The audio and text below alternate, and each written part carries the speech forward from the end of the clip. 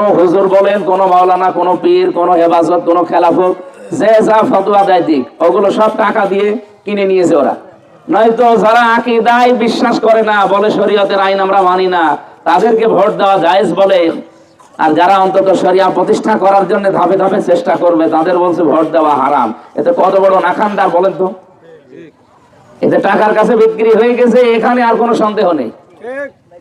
আপনারা একটা ডিসি হতে পারেন না, এসপি হতে পারেন না, টিওনো হতে পারেন না, কারণ এগুলো হওয়ার জন্য তো বিসিএস ক্যাডার হওয়া শর্ত। আপনারা হতে পারবেন আপনারা সার্টিফিকেট দিয়ে?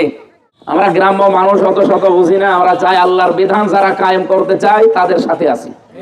জামাত ইসলাম যদি আজকে বলেন যে না আমি আল্লাহর বিধানের ওসব ধারধারি না, আজকে আমি জামাত ত্যাগ করব।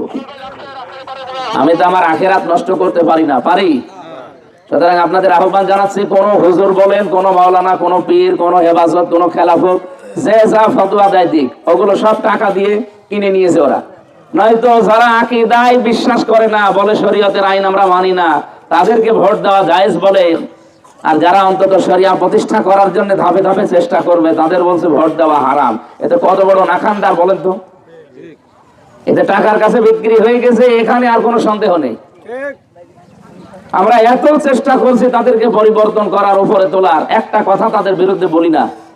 আমির জামাত বলেছে আপনাদের শিক্ষা ব্যবস্থাকে ওই মানধাত আমলে নিয়ে রাখলে তো হবে না, এখন বাস্তবসম্মত কিছু শিক্ষা ওর সাথে ইনক্লুড করেন, বিশ্বের সাথে তাল মিলিয়ে চলা লাগবে।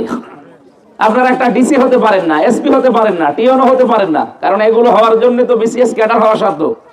আপনারা হতে পারবেন আপনারা সার্টিফিকেট দিয়ে?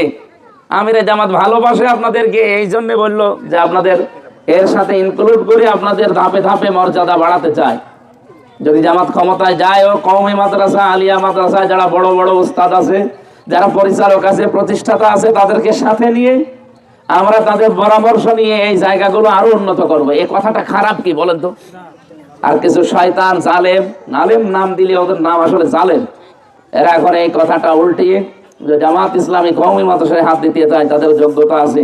আপনি যোগ্যতা নিয়ে ধুয়ে পানি খান, সারা জীবনে মানুষের বাড়িতে শুধু টাকা পয়সা তোলে। আমরা আগামীতে টাকা পয়সা তুলবো কোন কারণে? আলেমরা থাকবে টাকা পয়সা হাতে নিয়ে মানুষকে দিতে।